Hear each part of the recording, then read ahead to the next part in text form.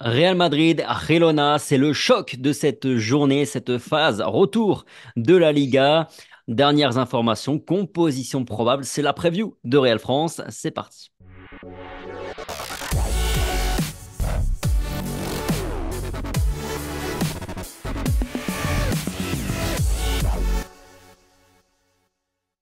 Bonjour à tous, ravi de vous retrouver aujourd'hui pour une nouvelle vidéo, une petite preview avant ce match alléchant qui nous attend face à Girona, la bonne surprise, la belle surprise de cette saison en Espagne. Et puis on va en parler avec Rota. Salut Rota, comment ça va? Ça va, Tom, merci et toi? Écoute, ça va. En tout cas, je vois que tu as bien meilleure mine que sur le live de ce week-end, Ça va mieux, ouais. donc tant mieux. Bon, commençons par faire un focus comme d'habitude sur cette équipe de Girona. Une équipe qui, au 9 février, après 23 matchs disputés, est toujours à la lutte avec le Real Madrid pour le titre en Espagne. Rien que ça, c'est quand même déjà fort. Ouais, c'est très très fort. Personne ne l'avait imaginé. Personne n'avait pensé à Girona avant le début de saison. Personne, peut-être même, enfin très peu de monde, à part les puristes, les vrais fans de Liga, ne connaissait peut-être même cette petite ville, cette petite équipe. Donc oui, c'est extrêmement surprenant. Mais comme on l'a déjà dit à plusieurs reprises, c'est tout sauf du hasard. C'est une équipe qui est très complète. C'est une équipe qui est belle à voir jouer, qui est très offensive, qui marque énormément de buts. Une des plus prolifiques d'Europe. Donc voilà, pour le moment, c'est pas volé, va falloir tenir. Il reste 4 mois, mais je pense qu'ils en sont encore capables. La meilleure attaque, hein. En tout cas en Liga, 52 buts marqués, donc facilement plus de 2 buts de moyenne par match. Et mine de rien, c'est aussi une équipe qui prend pas tant de buts que ça. 25 buts encaissés seulement, c'est 10 de plus que le Real Madrid, mais c'est comme l'Atlético, c'est aussi moins de buts encaissés que le Barça.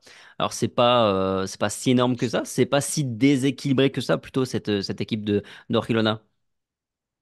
Alors, c'est vrai et faux. C'est-à-dire que je trouve qu'ils sont un petit peu plus solides ces derniers temps, mais très souvent, ils ont gagné sur des scores assez fleuves, enfin, sur des 4-2, des 5-2, des 4-3, des 5-3. Ça prend quand même des buts. Ça reste quand même assez friable derrière, je trouve. C'est juste une équipe qui a une capacité à frapper à tout moment, à marquer à tout moment. Derrière, je suis quand même un peu moins d'accord. C'est une équipe qui évolue en 3-5-2 et qui reste quand même facilement prenable sur les côtés notamment.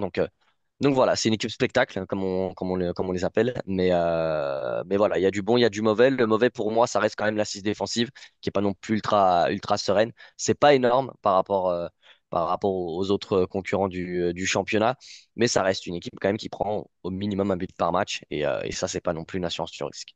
Ouais, c'est vrai qu'il y a une amélioration en tout cas sur les derniers matchs. 2 buts encaissés seulement sur les 5 derniers matchs de Liga. Puis avant ces 5 matchs-là, justement, il y avait eu l'enchaînement Atlético-Barça où ils prennent 5 buts en l'espace de 2 matchs, même si les 2 fois ils vont gagner le match. Mais effectivement, c'est surtout à ce moment-là que ça avait été pointé du doigt les petites failles défensives de cette équipe. Tu les vois vraiment se battre jusqu'au bout pour le titre. Je note aussi que niveau calendrier, après ce match au Bernabéu. Ils vont à Bilbao aussi. Donc encore un match très compliqué pour eux. Ouais, comme on l'avait déjà dit, je pense que c'est la période charnière. On n'a pas su profiter de leur faux pas face à la Real Sociedad en faisant également match nul face à l'Atlético Madrid. Ça nous permettait de respirer un petit peu et de se donner une cartouche et demie pratiquement d'avance. Si on les bat, si on les bat samedi, c'est vrai que ça risque vraiment de mettre un, un gros coup sur leur morale. Et surtout, ensuite, ils vont à Bilbao, comme tu l'as dit, et c'est une équipe qui ne perd pas à domicile. Donc, ça sera aussi un match très compliqué. C'est la plus grosse période pour eux.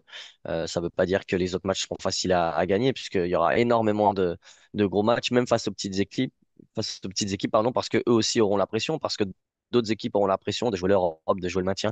Donc, tous les matchs maintenant vont être coups près, vont être piqués. Maintenant, voilà, je pense que c'est une équipe qui est quand même assez régulière, malgré la pression. C'est une équipe qui est assez désinvolte, qui joue avec son caractère, qui est très incisive, qui se pose pas de questions. Leur entraîneur, Michel, alors je ne sais pas si c'est pour aussi enlever de la pression, a dit que le titre, il le réservait au Real Madrid, qui était habitué et que eux ne l'étaient pas, donc ils n'y pensaient pas. Je pense pas qu'il y ait énormément de vérité là-dedans, parce que quand on est en février, on pense forcément à ça, même si on veut pas se l'avouer. Mais voilà, en tous les cas, je pense ils peuvent tenir pour être en Ligue des Champions. À cette deuxième place, je pense que c'est leur réel objectif maintenant parce qu'ils ont quand même un petit peu d'avance et que c'est ce qui pourrait leur arriver de pratiquement mieux, mis à part cette première place. Maintenant, voilà, tant qu'ils seront vraiment à distance réduite du Real Madrid, ils vont se battre pour gagner le titre. Ils le savent, d'autres équipes l'ont fait par le passé en Espagne, d'autres équipes l'ont fait en Angleterre, récemment Leicester, donc pourquoi pas eux?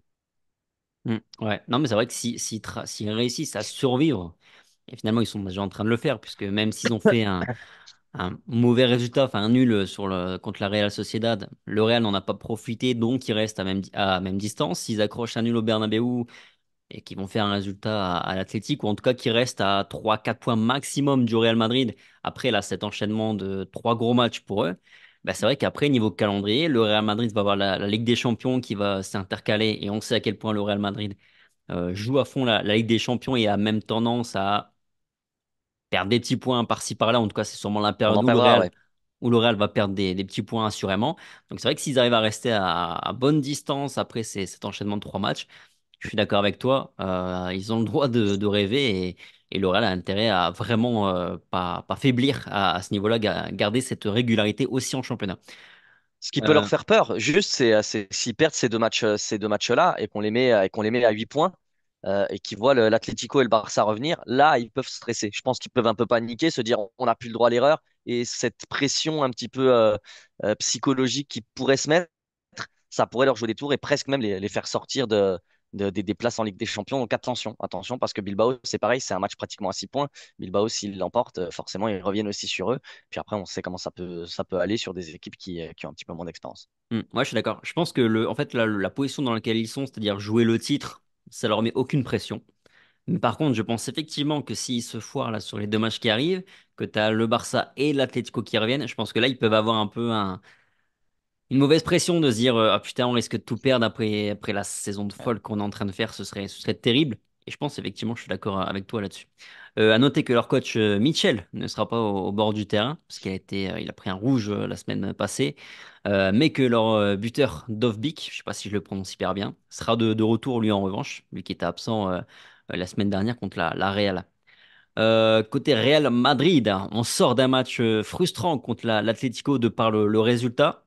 Même si je trouve que ce match est quand même plutôt rassurant sur le contenu et dans le contexte particulier avec nos soucis en défense. Je crois même que c'était notre meilleur match depuis la finale de Supercoupe contre le FC Barcelone. En sachant qu'on peut même revenir sur un petit peu avant, fin décembre, tout ça, où on avait fait des matchs compliqués. Je trouve que ce match avait été bon. Ouais, on a fait un très très bon match. En tout cas, dans le contenu, moi, je suis comme toi. J'étais ravi, notamment de la première mi-temps, mais même globalement, presque du match entier. Le nul est vraiment très frustrant parce que la copie était belle. C'est pas parce que c'est l'Atlético, parce que c'est à domicile, parce que ça nous fait perdre 2 points. Moi, premièrement, c'est pas parce qu'on a fait un gros match et que je me dis on n'est pas récompensé. Il y a eu beaucoup de choses. Il y a eu de l'application. Il y a eu de la justesse technique, il y a eu du mouvement, il y a eu de la mobilité, il y a eu des mecs qui étaient galvanisés, qui étaient chauds, qui étaient bons, qui avaient envie. Il y a eu peu d'erreurs techniques et d'erreurs individuelles. Donc, on l'a dit, hein, mis à part peut-être un peu Rodrigo, il n'y avait personne en dessous. C'est pas toujours que ça arrive. On se dit, il n'y a pas de flop pratiquement. Donc ouais, c'était un très très bon match. Donc, il faut surfer là-dessus. On le sait, il y a des matchs importants qui arrivent. Et si le Real peut maintenir ce niveau, à coup sûr, il y aura des sourires et des victoires. Alors les problèmes n'ont été que partiellement résolus, puisque Rudiger était bien de retour à l'entraînement ce matin, Vinicius aussi, mais s'était déjà entraîné hier. Donc c'est OK a priori pour les deux. Alors je sors de la conf Carlo Ancelotti n'a pas confirmé à 100% pour Rudiger, mais plus ou moins quand même, en tout cas dans son discours, on comprend que a priori il va jouer. En revanche, on a perdu Nacho dans l'affaire cette semaine. Il souffre d'une surcharge musculaire. Donc rien de très grave non plus, mais là aussi il y a un trop gros risque de blessure si jamais il venait à jouer ce match. Donc il est préservé plutôt pour le match de Ligue des Champions face à Leipzig. C'est un peu moche ce que je vais dire, mais ma foi c'est nettement mieux comme ça d'avoir Rudiger que Nacho cette saison. Ouais, bon, il y a un petit élément à prendre en compte, c'est que visiblement Nacho était blessé depuis plusieurs matchs et jouait avec une gêne. Donc voilà, on l'a beaucoup critiqué, mais on sait aussi que c'est un c'est un soldat, le soldat dont on parlait et qui avait peut-être un peu disparu. Finalement, il l'était, je pense, parce que bah, s'il joue un peu blessé, c'est parce qu'il l'a fait pour le Real Madrid aussi. Maintenant, oui, compte tenu du niveau des deux joueurs, si on avait dû en choisir un de présent pour cet événement face à Girona ou même face à Leipzig, il est évident que cette saison, on préfère à Rudiger, qui, à mon sens, est le meilleur défenseur central du monde, et Nacho qui fait sa pire saison au Real Madrid. Donc oui, c'est sûr qu'à à choisir, même si c'est moche de dire ça, on préfère que Rudiger soit là. Maintenant, j'espère que face à la Leipzig, les deux seront présents.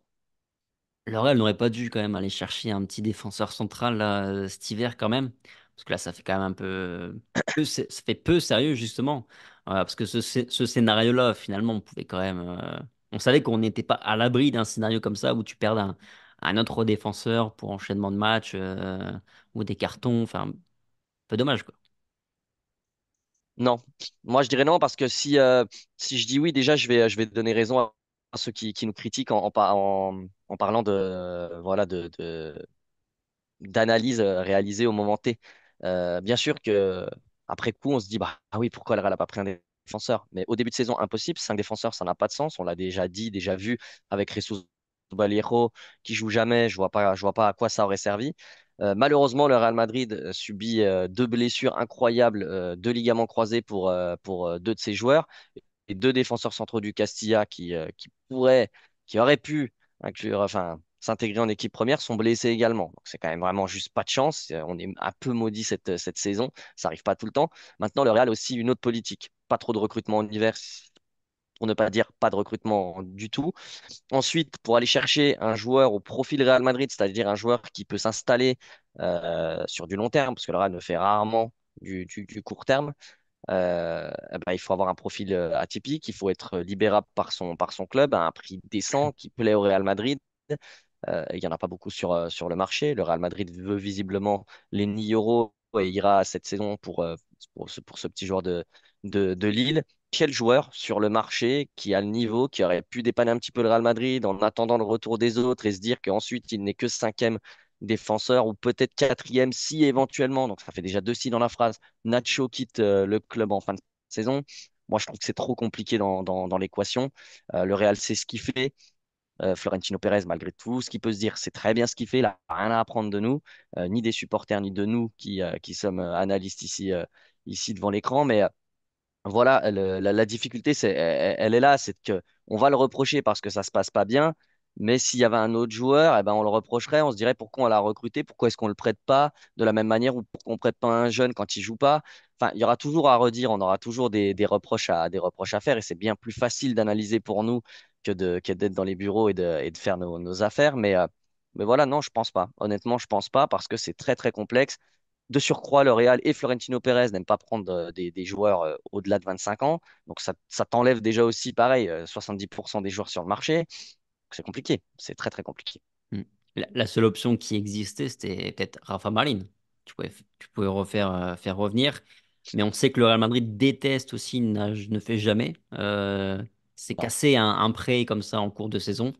Même si je pense que dans ce cas-ci, quand même, tu aurais pu potentiellement le faire et le club aurait quand même compris que bah, le Real Madrid est dans la merde et a besoin. Mais là aussi, Rafa Marlin, son niveau, c'est aussi un petit point d'interrogation. Est-ce que véritablement il aurait été. Est-ce qu'il ferait mieux véritablement qu'un Tchouaméni à ce poste? Bon, je pense quand même, c'est un joueur Non, mais fort. c'est aussi ça. C'est aussi ça. Je pense que Carlo Ancelotti, il se dit, Point voilà, d'interrogation. est-ce que je le fais revenir? Est-ce que le joueur a envie de revenir? Mais après, est-ce que moi, si je mets Carvajal ou si je mets Tchouaméni, je me sens pas mieux, c'est pas mieux. Moi, j'ai une équipe à faire tourner. Et est-ce que vraiment, si le club me ramène ce mec, est-ce que si en plus je mets Tchouaméni, je me fais pas fusiller et puis il aurait raison, il fait ses choix, il s'en fout. Voilà, si le Real ne l'a pas fait, c'est que bah, je pense qu'il y a eu un consensus, il y a l'entraîneur, il y a le staff, il y a les dirigeants qui en ont parlé. Ils ont jugé que c'était pas nécessaire, ils sont pas bêtes, ils ont vu qu'il y avait deux centraux qui avaient les croisés. Ils sont pas cons, les gars. Ils l'ont vu, s'ils ont décidé de pas recruter, c'est qu'ils l'ont pas jugé nécessaire, tout simplement. Hmm. Ouais, tout à fait. Comment sortir Brahim Diaz du 11? Toujours la À même quoi, question, c'est et à quoi tu euh, c'est t'attends? c'est- À quoi tu t'attends devant? Est-ce que tu penses qu'il va remettre Vinicius Rodrigo ou est-ce que tu penses que Vinicius il est pas à 100% ou aussi Rodrigo Il a besoin peut-être de Je souffler pense, un peu. je pense que Brahim Diaz a des chances de débuter parce que Rodrigo, parce qu'il a brillé, tout simplement. Déjà, il a brillé, il est constant, il marque, parce que Rodrigo était un petit peu en deçà et qu'en plus, Vinicius ne sera peut-être pas à 100%.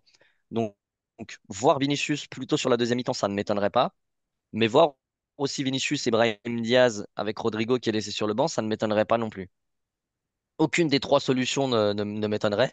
Euh, Ancelotti est très imprévisible, donc pardon, on verra bien, mais je sais pas. C'est très dur à lire, mais je pense que c'est pratiquement même celui des trois qui a le plus de chances d'être titulaire face à Girona demain.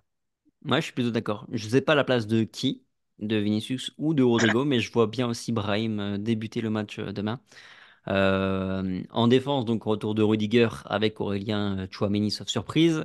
Ferland Mendy va aussi retrouver son côté gauche, enfin il va enchaîner plutôt. Carvajal va retrouver, lui, en revanche, bien son couloir droit. Lounine, a priori, va continuer. En tout cas, en conférence de presse, Carlo Ancelotti reste très flou sur le thème des gardiens. Il fait comprendre que pour lui, c'est pas qu'il y en a un qui mérite plus que l'autre d'être titulaire, mais aucun ne mérite d'être sur le remplaçant. Enfin voilà, c'est un peu la langue de bois habituelle, mais compréhensible, cohérente, pour garder les deux hyper impliqués dans cette fin de saison. Donc voilà, au milieu de terrain, par contre, tu t'attends à quoi? Kamavinga, forcément, a priori, retour, enfin titulaire devant la défense, avec Kroos, Fede Valverde. Insertion, Ouais, ouais. incorporation de Modric peut-être? Non? Non, non, je vois le classique. Camavinga, Fede Valverde, Toni Kroos, Bellingham, et puis, comme on l'a dit, l'incertitude devant. Mais non, je vois pas Modric être titulaire pour la simple et bonne raison qu'il y a quand même beaucoup d'activité côté Girona. C'est dans les transitions défensives comme défensives, ça va très très vite. C'est des matchs qui vont à 2000 à l'heure en général face à eux, et que Modric dans ce genre de match, malheureusement, n'a peut-être pas ou plus le rythme en tout cas. Ouais, plutôt d'accord avec toi. Je pense qu'on aura du classique. Bon, je pense qu'on a fait un peu le tour pour cette petite preview face à Girona. Merci Rota. Merci à tous d'avoir Merci Tamo. regardé la vidéo comme toujours. Sur ce, passez une bonne soirée, un bon week-end, et puis on se retrouve un peu plus tard, pas dans la foulée, mais un peu plus tard dans le week-end pour débriefer cette rencontre entre le Real Madrid et Girona. Sur ce, bon week-end, prenez soin de vous, allez, ciao. Ciao.